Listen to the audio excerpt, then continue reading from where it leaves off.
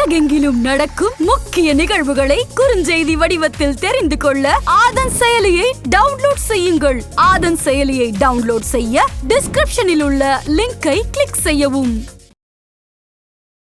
கேதுவுக்குன்னே தனியா கோவில் இருக்கிறதாக கேள்விப்பட்டேன். அதை பத்தி கொஞ்சம் சொல்லுங்களேன். கேது சபன் பேர் 11 விநாயகர் இருப்பார். திருப்பாச்சூர் கிட்டத்தட்ட ஒரு 2500-3000 வருஷம் பழமையான கோயில். ஆதி சிவன் கோயில் சொன்னா ரொம்ப பேர் கொண்டு போய் விட்டுருவாங்க. அங்கே போய் தீபம் போட்டு விளக்கேற்றலாம். சிவபெருமானுக்கு பன்னீர் வாங்கி கொடுக்கலாம், வில்வ அர்ச்சனை பண்ணலாம். இதெல்லாம் வந்து நிறைய விசேஷங்கள் அங்கே. இப்போ கேது ஸ்தலன்றதுனால அவங்க வந்து பார்த்தீங்கன்னா 27 விளக்கேற்றி தீபம் போடுறது ரொம்ப விசேஷம். செவ்வாய் வந்து யாருக்கெல்லாம் சார் நல்லா சிறப்பாக வேலை செய்யும்? பொதுவாக செவ்வாய் பார்த்தீங்கன்னா 12 லக்னத்தில் 8 லக்னம் செவ்வாய் வேலை செய்வார். மேஷ லக்னத்துக்கு அதிபதி செவ்வாய். ரிஷபத்தில் மிருகசீரிஷ நட்சத்திரம் செவ்வாய். இப்போ ஒரு செவ்வாய் வந்து ஒருத்தருக்கு வந்து நீச்சமா இருந்துச்சு அப்படின்னா என்னென்ன மாதிரியான பலன்களை சந்திப்பார் சார்? நீச்சத்தை சரி பண்ணணும்னு சொன்னால் பிளட் டொனேஷன் கொடுக்கறது ரொம்ப முக்கியமான விஷயம். செவ்வாய் அப்படிங்கிறது ஒரு ஜாதகத்துல எந்த அளவுக்கு ஒரு முக்கியமான பங்கு வகிக்குது? செவ்வாய் இல்லாமல் ஜாதகத்தில் எதுவுமே இயங்காது. செவ்வாய் இருந்தால் தான் உங்களுக்கு முதல் வீடு, செவ்வாய் இருந்தால் தான் கணவன். இது எல்லாமே அந்த சம்மந்தப்பட்டாதான் கண்டிப்பாக உங்களுக்கு எல்லாம் நடக்கும். முக்கிய தகவல்களை உடனுக்குடன் தெரிந்து கொள்ள ஆதன் செயலியை டவுன்லோட் செய்யுங்கள். டவுன்லோட் லிங்க் டிஸ்கிரிப்ஷனில் உள்ளது. ஆதன் ஆன்மீக நேயர்களுக்கு வணக்கம். நம்ம ஆன்மீகம் சேனல்ல தொடர்ந்து ஆன்மீக ரீதியாக நிறைய விஷயங்களை பார்த்தும் தெரிஞ்சுக்கிட்டும் வரோம். அதன் மூலமா நம்மளுக்கு நிறைய தீர்வுகளும் தெளிவுகளும் கிடைச்சிருக்கு. அந்த வகையில இன்னைக்கு நம்ம கூட இணைஞ்சிருக்கிறாங்க ஆரா ஜோதிடர் திரு வினோத்குமார் அவர்கள். வாருங்கள் பேசுவோம். வணக்கம் சார். வணக்கம் மேடம். அகம் ஆத்ம ஜோதி, எண்ணம் போல் வாழ்க்கை, வண்ணமா திகழ வாழ்த்துக்கள். சார், இப்போ பார்த்தீங்க அப்படின்னா இந்த ராகு கேது நிழல் கிரகங்கள் அப்படின்னு சொல்லுவாங்க. இதுல குறிப்பா கேதுவுக்குன்னே தனியா கோவில் இருக்கிறதாக கேள்விப்பட்டேன். அதை பத்தி கொஞ்சம் சொல்லுங்களேன். கேதுக்குன்னு பார்த்தீங்கன்னா இப்போ ராகு கேதுன்றது நிழல் கிரகம். பொதுவாக சொல்ல போனீங்கன்னா கேது வந்து சுருக்குதுன்னு சொல்கிற ஒரு விஷயம் உண்டு. நம்மளோட முன்னோர் தான் ஆக்சுவலாக ராகு கேதுன்னு சொல்கிறது. சுருக்குதல்ன்ற மாதிரி நம்ம வந்து ராகு வந்து எப்படின்னா பிரம்மாண்டமாக இருப்பார். எப்பவுமே எந்த இதையும் அசுர வேகத்தை செய்யக்கூடிய ஒரே தன்மை ராகுக்கு உண்டு. இப்போ கேது பகவான் எதன் எல்லாத்தையும் வந்து கொடுத்து உணர வச்சு உணர்ந்த பிறகு அதை ஆன்மீகமாக உணர்த்துவார். அதை கேதுவோட ஆதிக்கம் இருக்கவங்க பார்த்தீங்கன்னா எல்லாமே தாடி வச்சுருப்பாங்க. தாடி வச்சுருவாங்க, தலைமுடி வெட்ட மாட்டாங்க, ஒழுங்காக ட்ரெஸ் சென்ஸ் இருக்காது. இதெல்லாம் வந்து கேதுவோட இது. அப்போ ராகு சம்மந்தப்பட்டவங்கெல்லாம் பார்த்தா நல்லா நீட்டாக ட்ரெஸ் பண்ணணும், நல்லா பர்ஃப்யூம் போடணும், காரில் போகணும், லக்ஸரியாக இருக்கணும். இது எல்லாமே ராகுவோட சம்மந்தப்பட்டது. இவங்க செலவு வைப்பாங்க, அவங்க செலவு இல்லாமல் மற்ற வேலையை செய்வாங்க. இது ரெண்டுமே விஷயம். ஸோ இந்த ராகுக்கு கேதுக்கும் பார்த்தீங்கன்னா கேது வந்து யாராக இருக்குன்னா பார்த்தீங்கன்னா அஸ்வினி, மகம், மூலம், இது 3 நட்சத்திரம் போகிறவங்க எல்லாமே கேதோட நட்சத்திரம். இப்போது அஸ்வினின்னு பார்த்தீங்கன்னா மேஷ ராசியில் வரும், மகம் சொல்லி பார்த்தீங்கன்னா சிம்ம ராசியில் வரும், தனுசு ராசியில் மூலம் வரும். இந்த 3 ராசிக்காரன் இருந்தாலும் சரி, 3 நட்சத்திரக்காரன் இருந்தாலும் சரி, கேது இது இல்லாமல் வந்து எந்தெந்த ஜாதகத்தில் ராகு கேது சம்மந்தப்படுது. இப்போ கேது எங்கேங்க சார்? லக்னத்தில் கேது இருக்குது, இல்லை 7ஆம் இடத்துல கேது இருக்குது, எனக்கு 12ஆம் இடத்துல கேது இருக்குது, இல்லை 7 12 இருக்குது, 6 12 இருக்குது. அப்படின்ற மாதிரி கேதுவோட சம்மந்தப்பட்டது எதுவாக இருந்தாலும் ஒரே ஸ்தலம் இருக்குது. கேது சபன் பேர். 11 விநாயகர் இருப்பார். கேது தான் விநாயகர். அதுக்கு அடுத்த மாதிரி தான் ஐயப்பன், விநாயகர். இது ரெண்டுமே கேதுவோட ஆதிபத்தியம் படித்த தெய்வங்கள் ரெண்டுமே. ஸோ அந்த கோவிலுக்கு வந்து பார்த்தீங்கன்னா திருப்பாச்சூர்னு பேர். நம்ம திருவள்ளூர் மாவட்டம், திருவள்ளூர் இருக்குங்க, சிட்டியை தாண்டினோடனே திருப்பாச்சூர் மெயின் ரோடு பைபாஸில் திருப்பாச்சூர் இருக்குது. கிட்டத்தட்ட ஒரு 2500-3000 வருஷம் பழமையான கோயில். ஆக்சுவலாக 5000 வருஷம் அவங்க சொல்கிறாங்க. கல்வெட்டில் 5000 வருஷம் போட்டிருக்கு. 2500 வருஷம் 3000 வருஷம் அங்கே இருக்கிறவங்களை சொல்கிற விஷயம். ஆனால் 5000 வருஷம் பழமையான கோவில்ன்றது அங்கே ஒரு பெரியவர் சொல்லி எனக்கு தெரிஞ்சது. எந்த ஊர்? திருப்பாச்சூர். திருப்பாச்சூர் எங்க இருக்குது? திருவள்ளூர் பக்கத்தில் இருக்கு. ஓ சரி. திருவள்ளூர் மெயின் சிட்டிலேயே அதுலேருந்து திருப்பதி போகிற ரோடு, அந்த மெயின் பைபாஸ் ஏறும்போது கார்னரில் லெஃப்ட் சைடே திருப்பாச்சூர்னு இருக்குது. ஆதி சிவன் கோயில் சொன்னால் ரொம்ப பேர் கொண்டு போய் விட்டுருவாங்க. அதில் பார்த்தீங்கன்னா வாசீஸ்வரர்னு பேர், சிவன் பேர். அம்பாளோட பேர் வந்து பார்த்தீங்கன்னா மனோகரி தங்க காதலி அம்மன். தான் காதலி, ஆக்சுவலாக அது கூட தங்க காதலின்னு சொல்லுவாங்க, தான் காதலின்னு சொல்லுவாங்க. அம்பாலே வந்து சிவனை லவ் பண்ணதான் அந்த கோயிலோட ஐதீகம். சுவாமியே அம்பாள் வந்து விருப்பப்பட்டு சிவனை வந்து வேண்டி நான் உங்களை விரும்புகிறேன் அப்படின்னு சொல்லிட்டு வந்த கோவிலோட வரலாறு வந்து சொல்லுது. அது இல்லாமல் பார்த்தீங்கன்னா குடும்பத்தோடு இருக்கிற கோயில், அதான் சிவன் பார்வதியும் தனித்தனியாலாம் இருப்பாங்க. அதெல்லாம் அந்த கோயிலில் பார்த்தீங்கன்னா முதல்ல அம்பாள், 2வது முருகர், 3வது விநாயகர், 4வது சிவன், 2 குழந்தைங்களை நடுமையத்தில் வச்சுட்டு 2 பக்கம் பெரியவங்க அவங்க இருப்பாங்க. அந்த கோயிலில் மட்டும் தான் ஸ்பெஷல் அது. அந்த கேது ஸ்தலத்தில் பார்த்தா கேது சபைன்னு சொல்லக்கூடிய அது 11 விநாயகர் ஒன்றா இருக்குது. பெருமாளுக்கு வந்து பிரம்மகத்தி தோஷம் போன கோவில் அந்த கோவில். அது இல்லாமல் வந்து அந்த கோவிலோட தலவிருஷம் வந்து மூங்கில். மூங்கில் எப்படின்னா அதோட தன்மை எப்பவுமே வந்து பார்த்தீங்கன்னா, ஒரு மூங்கில் மரம் வளருதுன்னா ஒரு 3 வருஷம் தன்னோட வேறு பிடிக்குது. அது மூங்கில் மரமாக ஏன் காரணம்னா மூங்கிலுக்கும் கேதுக்கும் சம்பந்தம் உண்டு. கேது உணர்ந்தாதான் அடுத்த விஷயத்தை வெளியே சொல்லும். அதே மாதிரி தான் அந்த தலவிருஷமும் தான் 3 வருஷம் உள்ளே இருந்து வேறு பிடிச்ச பிறகு தான் அடுத்த 1 வருஷத்தில் பார்த்தீங்கன்னா எவ்வளோ ஹைட்டு போகணுமோ அந்த ஹைட்டு சீக்கிரம் வளர்ந்துடும் மூங்கில். அந்த தலவிருஷம் அங்கே தான். அப்போ மூங்கில் காடு இருக்கும்போது எப்படி கொண்டு வந்தாங்க சாமியை சுயம்புலிங்கம் அவர். அந்த மூங்கில் காடு இருக்கிற இடத்துல வந்து தொடர்ந்து இந்த பசுமாடு மேய்க்கிறவங்க வந்து மேய்ச்சிட்டு இருக்கும்போது வந்து தினமும் வந்து ஒரு பசுமாடு மட்டும் பால் வந்து நாங்கள் சுரந்துட்டு போகுது. அதை வந்து அந்த திருப்பியும் கொட்டத்தில் கட்டிட்டு அவங்க பால் கறந்தால் பால் வர்றதில்லை அப்படின்னு தொடர்ந்து பார்த்து இந்த மாடு எங்கே போகுதுன்ற மாதிரி இவர் என்ன பண்ண பால் கறக்கிறவர் வந்து பார்த்து மாடு மேய்க்கிறவரை விட்டார். அது ஒரு இடத்துல போய் தன்னால் பால் சுரந்துட்டு திரும்பி வெளியே வருது. இது போய் ராஜா கிட்ட சொன்னார், ராஜா இது மாதிரி நடந்துட்டு இருக்கு அப்படின்னு சொல்லும்போது அவர் என்ன பண்ணார், இந்த காடை அழிக்கணும்னு சொல்லிட்டு உடனே கூப்பிட்டு எல்லாரையும் வெட்ட சொல்லியிருக்காங்க. வெட்டி திருப்பி மறாதனாலே அது திருப்பி வளர்ந்து போச்சு. அப்போ விஸ்வகர்மா கமிட்டியை கூப்பிட்டு ஆச்சாரியமாரை கூப்பிட்டு இந்த மரத்தை நீங்கள் எல்லாம் வெட்டுங்க அப்படின்னு சொல்லிட்டு அவங்க என்ன பண்ணால் வாசியில் அந்த மரத்தை வெட்டிருக்காங்க. அல்லது வாசியில் மரத்தை வெட்டினதுனால அந்த வாசி வந்து சிவபெருமான் மேலே பட்டு நெத்தியில் அந்த இடத்துல ரத்தம் அடைஞ்சிருக்கு. வந்ததுனால அப்போ சாமி இருக்குன்னு தெரிஞ்சு அந்த சுவாமியை எடுத்து பிரதிஷ்டை அவங்க விஸ்வகர்மா பண்ணியிருக்காங்க. அந்த கோயிலோட வரலாறு சொன்ன விஷயம். அந்த திருப்பி பிரதிஷ்டை பண்ணி முடிஞ்ச பிறகு சுவாமி வந்து அங்கே சுயம்பா இருக்கிறதுனால இந்த கேதோட சபையில் புதன் பகவான் சொல்லக்கூடிய நம்ம பெருமாளுக்கு வந்து கொண்டு வந்தாங்க. அப்போ அவருக்கு வந்து பிரம்மகத்தி தோஷம் இருக்குது இந்த கேதோட சம்மந்தப்பட்டதுனால அங்கே வந்து அதை சரிப்படுத்திக்கணும்னு சொல்லிட்டு பெருமாளே வந்து வழிபட்ட ஸ்தலம் அது. ஸோ அதனால் அது ஒரு விஷயம். இந்த கேதோட சபைன்றதுனால இந்த கேது ஆதிபத்தியம் அங்கே மொத்தமே அங்கே நடந்துட்டு இருக்கு. விநாயகர் வச்சு பூஜை பண்ணுற அங்கேயே பிரதான பெரிய சிவன் இருக்கார். இந்த அம்பாலை வந்து சிவபெருமனை வணங்கி அதாவது விரும்பி கல்யாணம் திருக்கோலத்தோடு அங்கே இருக்காங்க குடும்ப சமேதராக.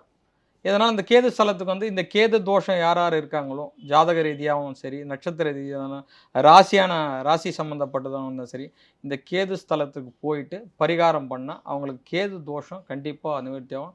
இதில் இன்னொரு விஷயம் பார்த்தீங்கன்னா நான் அனுபவப்பட்டது தான் இப்போ உங்களுக்கு சொல்லியிருக்கேன். கேது சம்மந்தப்பட்டு இப்போ நான் அந்த கோயிலுக்கு போயிட்டு வந்து அங்கே போனால் அடுத்த வாரமே அந்த நிமிஷமே கூட மாற்றம் கண்டிப்பாக கிடைக்கும். இதில் இருந்து என்னை விடுபடுத்தி கொடுங்க, இது எல்லாம் நடந்திருக்கு, இப்போ இதெல்லாம் வந்து கொஞ்சம் வழி கொடுக்கணும், இந்த தடைகள்லாம் விலகணும் அப்படின்றத நம்ம வேண்டிக்கிட்டோம். இப்போ அங்கே போய் தீபம் போட்டு விளக்கேற்றலாம், சிவபெருமானுக்கு பன்னீர் வாங்கி கொடுக்கலாம், வில்வ அர்ச்சனை பண்ணலாம். இதெல்லாம் வந்து நிறைய விசேஷங்கள் அங்கே.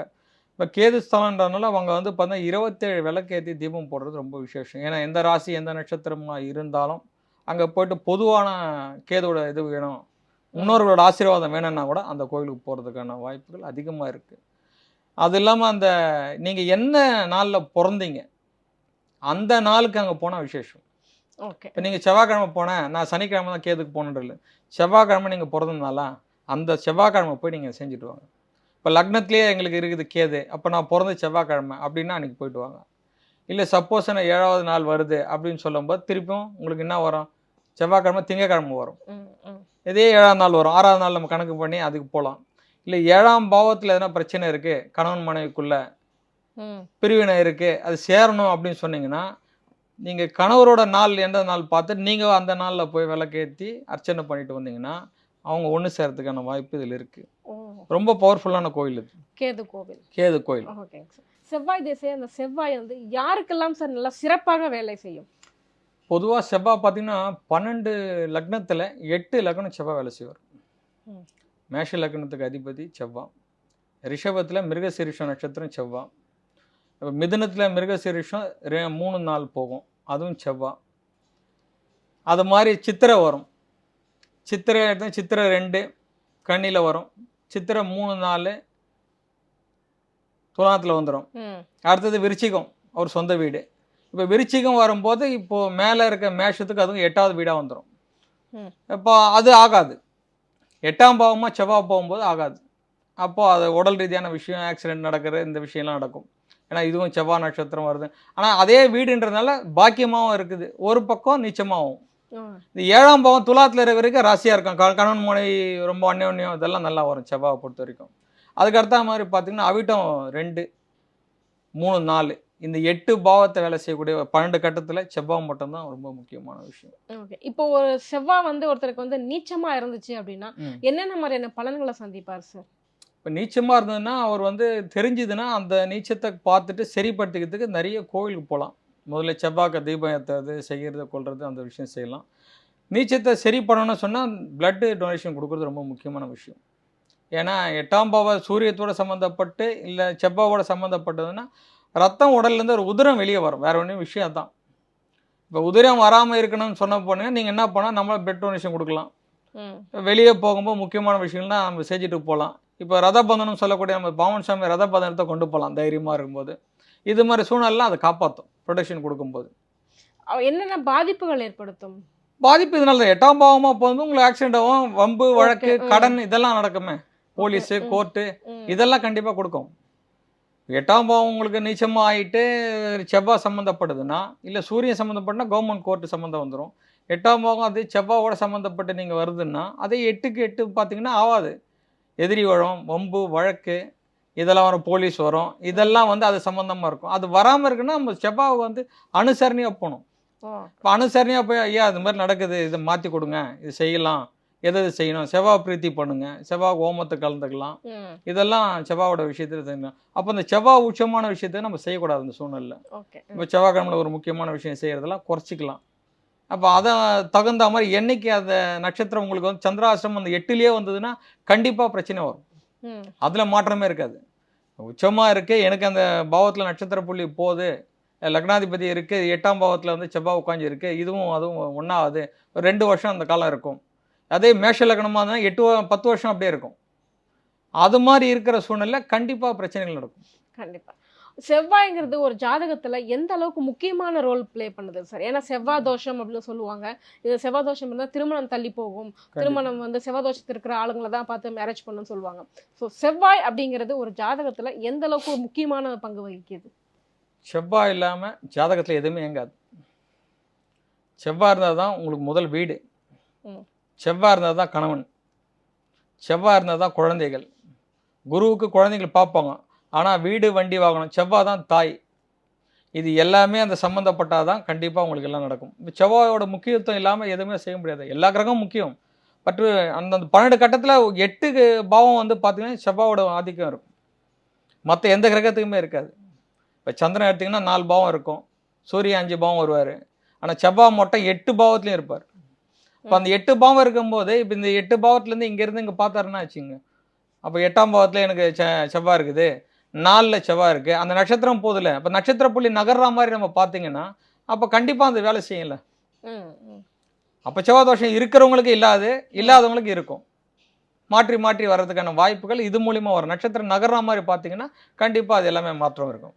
ஓகே ஓகே சார், இப்போ ஒரு கோவில் ஒன்று சொல்லியிருந்தீங்க பேசிகிட்டு இருக்கும்போது, கிட்டத்தட்ட 6500 ஆண்டுகள் ரொம்ப பழமையான ஒரு கோவில் அப்படின்னு சொல்லிட்டு, அந்த கோவில் பற்றி சொல்லுங்கள் சார். அது வந்து சென்னை அடுத்த திண்டிவனத்துக்குள்ளே இருக்குது அந்த கோவில். அந்த கோவில் வந்து அரசூர்னு பேர். அரசூரில் வந்து பார்த்தீங்கன்னா எல்லா கோயில் இருக்கிற சுவாமிகளுக்கு அப்பா அம்மா அந்த கோவில் தான். 6500 வருஷம் பழமையான கோவில். அந்த கோவிலில் மகாலட்சுமி மெயின், பெருமாள் மெயின், அது ரெண்டுமே. குபேரனுக்கு குபேர இது கொடுத்த கோவில் அதுதான். சிவபெருமானுக்கு காட்சி கொடுத்த கோயில். ஆதிசக்தின்னு சொல்லக்கூடிய காளிக்கு தாயானது அந்த மகாலட்சுமி. ராஜராஜேஸ்வரிக்கு தாய் இந்த அம்மா தான். 64 லட்சுமியை மாலையாக போட்டிருக்குது அந்த அம்மா ஒரு ஆள் தான். அரசூர்னு அந்த கோவில் பேர். அந்த கோவிலுக்கு போனீங்கன்னா உங்களுக்கு வேணும்னு வேணாம் அளவுக்கு பணம் கொட்டும். பணம் இவ்வளோ இல்லைங்க, உங்களுக்கு நீங்கள் வேணும்னு சொல்கிற அளவுக்கு இல்லாத, நீங்கள் வேணாம் நான் கோடீஸ்வரன் 100 கோடி வேணாங்கன்னா 100 கோடி கண்டிப்பாக அந்த கோயிலில் கிடைக்கும். அந்த கோயிலுக்கு அந்த தன்மை இருக்குது. நீங்கள் கேட்குற விஷயங்கள் எல்லாமே உண்டு. திருமண பாக்கியத்துக்கு ஒரு பரிகாரம் இருக்குது அந்த கோவிலில். அது அர்ச்சகரை கேட்டிங்கன்னா நிறைய பரிகாரம் சொல்வார் அவர். திருமண பாக்கியத்துக்கு இருக்குது, கடன் தீர்றதுக்கு அந்த கோயிலில் பரிகாரம் இருக்குது. எல்லாத்தையும் காலம் நேரம் ஓரையை பார்த்து தான் சொல்லுவாங்க. செவ்வாய்க்கிழமை அந்த கோயில் விசேஷம் காலையில் 6 மணிலேருந்து 9 மணி விசேஷமாக இருக்கும். வெள்ளிக்கிழமையிலையும் காலையில் 6 டு அதான் 5 மணிக்கு வந்துடுவாங்க. 5 மணி டு 10 மணி வரைக்கும் பிஸியாக இருக்கும். ஞாயிற்றுக்கிழமை 4 டு 7:30 வரைக்கும் பிஸியாக இருக்கும். அந்தந்த அந்த நேரங்காலங்களில் அந்த கோயிலில் பரிகாரங்கள் நடந்துட்டு இருக்கு. அந்த கோயில் வந்து இருக்கிற கோயிலே ஆக்சுவலாக யுனெஸ்கோவே அந்த கோயில் எடுக்கிற மாதிரி இது. அந்த அளவுக்கு ஃபேமஸான கோயில். 6500 வருஷம் பழமையானது. ஆதிசக்திக்கும் ராஜராஜேஸ்வரிக்கும் தாய் வந்து இந்த அம்மா தான். சுக்கிரனை வந்து தான் பவர் எல்லாம் போன பிறகு அந்த சக்தி திருப்பி வந்து தாயார் மகாலட்சுமி தாயார் வந்து சுக்கிர பகவான் வந்து கேட்குறாரு, அம்மா எனக்கு எதுவுமே கிடையாது, எனக்கு வந்து இது கொடுங்க அப்படின்னு சொல்லிட்டு கேட்கும்போது பெருமாள் வேணாம் பரவாயில்ல இருக்கட்டும்னு சொல்கிறாரு. இல்லை அம்மா வந்து சரி வந்து கேட்குறாரு என்ன பண்ண முடியும்னு சொல்லிட்டு சுக்கிர பகவானை ஒரு சுண்டு விரலை செஞ்சு காலில் வச்சுருக்காங்க. 6 விரல் அந்த மகாலட்சுமிக்கு 6 விரலோடு இருப்பாங்க. அது அந்த அர்ச்சகர் எண்ணி சொல்லுவார் 6வது விரலில் சுக்கிர பகவான் இருக்காருன்ட்டு. அந்த கோவிலில் ஞாயிற்றுக்கிழமையில் நீங்கள் போகாமல் இருந்தால் 3 ஒரு அதிசயமான விஷயங்களை பார்க்கலாம். சூரியனை பார்க்கலாம், சந்திரனை பார்க்கலாம், வெள்ளியை பார்க்கலாம், சுக்கிர பகவானையும் பார்க்கலாம். அந்த டைம் வரைக்கும் அந்த கோயிலில் இருந்துட்டு தான் எல்லாரும் வெளியே வருவாங்க. அந்த பிரசாத விநியோகங்கள்லாம் நடக்கும். இது அது இல்லாமல் பிரச்சனைகள் என்னென்ன இருக்கோ, வராகி இருக்குது, மகாகாளி, எதை நீங்கள் எண்ணி போகிறீங்களோ அந்த எண்ணமும் அலைவரிசையும் தூய்மையாக வச்சுட்டா தான் அந்த கோவிலில் நீங்கள் என்ன நினைக்கிறீங்களோ அது நடக்கும். எனக்கு வந்து ஒரு 100 கோடி வேணும், 100 கோடி கண்டிப்பாக அங்கே கேளுங்க, கண்டிப்பாக அந்த கோயிலில் கிடக்கும். அந்த அளவுக்கு அந்த கோயில் வந்து அவ்வளோ பவர்ஃபுல்லான கோயில். அதுக்கு அந்த பரிகாரங்கள் நிறைய இருக்குது. கண்டிப்பாக உங்களுக்கு எது தேவைன்றது அங்கே அர்ச்சகர் கேட்டிங்கன்னா அவர் எல்லாத்தையும் சொல்லுவார். இந்த அர்ச்சனை, இந்த பரிகாரம், இந்த வேண்டுதலுக்கு. இப்போ கடன் தேரணும்னு சொன்னீங்கன்னா அங்கே வந்து அரிசி மாவு வெல்லம் கோயிலை சுற்றி பிரயோகம் பண்ணினா கடன் தீர்ந்துடும். ஒரு விஷயம். 2வது திருமணம் பாக்கியம் ஆகணும் அப்படின்னு சொல்லிட்டு வேண்டுறவங்க ஆணாக இருந்தாலும் பெண்ணாக இருந்தாலும் அங்கே இருக்கிற கோமுகத்துக்கு அந்த 4:30 மணிக்கு பூஜை பண்ணுவாங்க. பொட்டு வச்சு பூஜை பண்ணுவோம், அது செய்யலாம். தொழில் ரீதியான தடை நீங்கணும் அப்படின்னு சொல்லிட்டு போனால் வாழையில் பச்சரிசி போட்டு தேங்காய் உடைச்சி அதில் நெய் தீபம் போட்டு ஏற்றுனீங்கன்னா அந்த தொழில் தடை நீங்கிடும். இது ஒரு பக்கம். சுவாமி அம்பாளுக்கு அர்ச்சனை செய்கிறது கொள்வது இது எல்லாம் முடிஞ்ச பிறகு தான் பெருமாளுக்கு அர்ச்சனைங்க. இதில் 64 லட்சுமியை வந்து ஆதிலட்சுமியை வந்து இந்த அம்பாளுக்கு வந்து ஒரு கிரீடமாக செஞ்சு கொடுத்துருக்காரு பெருமாள். இதை நீங்கள் சங்கு சக்கரத்தோடு இருக்கிற ஒரே மகாலட்சுமி வந்து இவங்க தான் இருக்காங்க. அது மட்டும் இல்லாமல் சூரியனும் சந்திரனும் கிரீடத்திலே வச்சுருக்காங்க. மொத்தம் 33 கோடி தேவர்களும் அந்த கோவிலில் அந்த நேரத்தில் வாசம் பண்ணுறாங்கன்றது சூட்சும ரகசியம். இது அந்த கோவிலில் சொன்ன ஒரு பெரிய விஷயம். நிறைய அற்புதங்கள் இருக்கும் போலயே அந்த கோவில். ரொம்ப அற்புதம் இருக்கு. நாங்கள் வந்து அதை தொடர்ந்து 9 வாரம் அதுக்கு பிரயாணம் பண்ணுறோம். அதை போய் பார்த்து தெரிஞ்சாதான் அடுத்தவங்களுக்கு சொல்லணுன்ற மாதிரி நாங்கள் அனுபவிச்சு தான் உங்களுக்கு சொல்கிறோம். கரெக்டாக எக்ஸாக்ட் லொக்கேஷன் எங்க சார் நம்ம நேயர்களுக்கு? ஆக்சுவலாக பழமுத்தூர் அடுத்தது. ஆமாம், இது செங்கல்பட்டு தானேன்னா பழமுத்தூர். அதுக்கு அடுத்த மாதிரி லெஃப்ட் சைடில் ஒரு 6-7 கிலோமீட்டர் உள்ளே போகும். அது உள்ளே போனீங்கன்னா ரயில்வே கேட்டு தாண்டி போனீங்கன்னா அரசூர்னு பேர் இந்த கோவில். அந்த டைமோடு தான் திறப்பாங்க கோவில், டைமோடு தான் மூடுவாங்க. அந்த அரசூர் கோவிலில் அங்கே பெருமாள் தாயார், கமலவள்ளி தாயார், கமல வெங்கடாஜலபதி அவர், இவங்க 2 பேரும் அங்கே இருக்காங்க. அதில் வந்து ஒரே ஒரு சாமிக்கு மட்டும் இல்லைங்க, எல்லா சாமியும் அங்கே வந்து சூட்சம ரகசியமாக இருக்காங்க. கண்டிப்பாக. ஆமாம், ஏன்னா எல்லா கோயிலுக்கும் அரசனே அதான். அதனால் ஊரே அரசூர்னு பேர் அதுக்கு. 6000 வருஷம் ஆச்சு. 6500 வருஷம். ஆமாம் ஆமாம், அந்த கோயில் அவ்வளோ விசேஷம் இருக்கு சார். அதே மாதிரி இப்போ இன்னொரு பேசிட்டு இருக்கும்போது சொன்னீங்க சிவன் கோவில் 300 அப்படின்னு சொல்லிட்டு பேரே கொஞ்சம் வித்தியாசமா இருக்கு, அதை பத்தி சொல்லுங்களேன். அதாவது 300 கோயில் வந்து எங்க இருக்குன்னா திண்டிவனத்துக்கு முன்னாடி மரக்காணம் போகிற ரோடு லெஃப்ட் சைடில், திண்டிவனத்துக்கு பிஃபோர் முன்னாடி லெஃப்ட் சைடு மரக்காணம்னு சொல்லிட்டு ஒரு ரோடு போவோம். அந்த ரோட்டில் ஒரு 17 கிலோமீட்டர் கிட்ட நீங்கள் உள்ளே போகணும். 300ன்னு ஒரு ஊர் வரும். அந்த 300ன்ற ஒரு ஊரில் பார்த்தீங்கன்னா சிவன் கோயில் ஒன்று இருக்குது. அதாவது நம்ம ஜென்மத்தில் 7 ஜென்மத்தில் செஞ்ச பாவ புண்ணியங்கள் கலையன்றது அந்த கோயிலோட ஐதீகம். குருஸ்தலம். சிவபெருமானுக்கு திருமணம் நடக்கும்போது என்ன ஆச்சுன்னா பிரம்மகத்தி தோஷம் வந்து பிரம்மாவுக்கு இருந்தது. எப்படி நான் உட்காந்து பூஜை பண்ண முடியும், ஏன்னா ஒரு தலையை எடுத்ததுனால அந்த தோஷம் வந்ததுனால எப்படி பண்ணுறது. அப்போ அரசனும் சிவனும் சேர்ந்து குருவாக இருந்து ஒரு இடத்துல இருந்தாங்கன்னா அந்த இடத்துல பார்க்கலாம். இப்போ 5 சபை சிவபெருமானுக்கு இருக்குது, நடன சபை. 6வது சபை ஒரு சபை இருக்குது, அந்த 300 கோயில் தான். சிவபெருமான் வந்து ராஜா வந்து கேட்டுட்டார், சுவாமி உங்கள் நடனத்தை நான் பார்க்கல, எனக்கு பார்க்கணும்னு சொல்லிட்டு கேட்டதுனால சிவபெருமான் அந்த கோவிலில் நடனம் ஆடினது அந்த 300 கோவில் நடந்த விஷயம்தான். அப்போ 2 பேர் சேர்ந்து இருக்கும்போது பிரம்மா வந்து இங்கே பிரம்மகத்தி தோஷம் தவிர்த்து தன்னா பிரம்ம தீர்த்தன்னு ஒன்று உருவாக்கி அதில் பூஜை புனஸ்காரம் பண்ணி எல்லாம் செஞ்சதுனால இந்த சிவபெருமான் வழிபட்டு பிரம்ம தோஷம் அவருக்கு பிரம்மகத்தி தோஷம் போனது.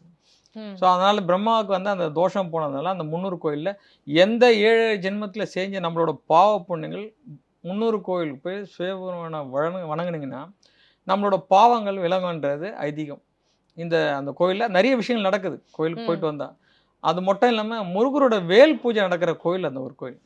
அங்க வேற எந்த கோயில் நடக்காது? அந்த கோயிலில் எல்லா கோயிலும் நடக்குது. அங்க வந்து தாமரை பூவா வேலா முருகரே வந்து போர் புரிஞ்ச கோவில் அது. ஓ சரி. சண்முகர் அங்க இருக்காரு. அந்த சண்முகர் இன்னொரு ராஜா அந்த ஊர் அந்த நாட்டை ஆண்டும் போது தினமும் முருகர்கிட்ட பேசுவார். சுவாமி இது மாதிரி நான் நீங்கள் போருக்கு போகிறேன், இந்த மக்கள் நல்லா இருக்கணும், நீங்கள் பார்த்துங்க அப்படின்னு சொல்லிட்டு போகும்போது முருகர் சொல்கிறார், நாளைக்கு நீ போகிறன்னு நீ தோத்துருவேன் அப்படின்ட்டு. இருக்கட்டும் சாமி, என் மக்களை காப்பாற்றுறதுக்கு நான் முன்னாடி என்னோட உயிர் போனாலும் பரவாயில்ல, நீ இருக்கும்போது எனக்கு கவலை இல்லை அப்படின்ற ஒரு சூழ்நிலை முருகர்கிட்ட சொல்கிறாரு. முருகர் சொல்கிற திருப்பி நீ போகக்கூடாதுன்றாரு. இல்லை சாமி, உங்கள் கோயிலே நான் பார்க்கணும், மக்களையும் பார்க்கணும். ஒரு மன்னனாக இருந்தானா நான் முதல்ல போய் நான் என்னோட உயிர் போனாலும் பரவாயில்ல, மக்கள் நல்லா சேவாக இருக்கணும், அதனால் உங்ககிட்ட சொல்லிட்டு போகிறேன், இந்த மக்களை நீங்கள் பார்த்துக்காதுங்க, உங்களை விட்டால் வேறு யாரும் கிடையாது சொல்லிட்டு முருகர்கிட்ட கேட்டுட்டு அவர் போகிறாரு. முருகர் என்ன பண்ண, இவர் போகிறதுக்கு முன்னாடி மறாவது நாள் இவர் எழுந்து போகிறதுக்கு முன்னாடி தான் கையில் இருக்க 12 கரங்களால் வந்து என்ன பண்ண, தாமரைப்பூவோடைய வேலா மாற்றி தாமரைப்பூ தூக்கி வீசுறாரு. அது 100, 1000, 10,000 மாறி அங்கே எதிரி படை எல்லாத்தையும் வந்து வீழ்த்திடுது. இவர் போகும்போது எல்லாருமே முடிஞ்சிருக்கு, எதிரியே இல்லை. அப்போ முருகர்கிட்ட வந்து சொல்கிறாரு. அப்போ இவர் என்ன சார், நீ மக்கள் நல்லா இருக்குன்னு சொல்லிட்டு நம்புறல்ல, அந்த நம்புறதுக்காண்டி விஷயத்த நானே அவங்க சம்காரம் பண்ணிட்டேன், அதனால் இந்த வேலை வந்து நான் பூஜையாக வந்து நான் இந்த வேல் ரூபத்தில் இங்கே இருக்கேன் அப்படின்றல சண்முகர் அங்கே வேலாக இருக்கிற கோவிலை தான். அப்போ நம்ம எதிரி இல்லாமல் இருக்கணும்னு சொல்லிட்டு நீங்கள் எதிர்பார்க்குற மாதிரி இருந்தால் அந்த கோயிலில் முருகரை போய் வழிபட்டிங்கன்னா நம்மளை சுற்றி இருக்க எதிரியே இருக்க மாட்டாங்க. நம்மளை சுற்றி இருக்க நல்லா இருக்கணும்னு வழிபடுறவங்க அந்த கோவில் அதிகம். நிறைய கோவில்கள் பற்றி நிறைய தகவல்கள் எங்கள் கூட ஷேர் கண்டிப்பா. பண்ணிக்கிட்டீங்க. ரொம்ப நன்றி சார். நன்றி மேடம்.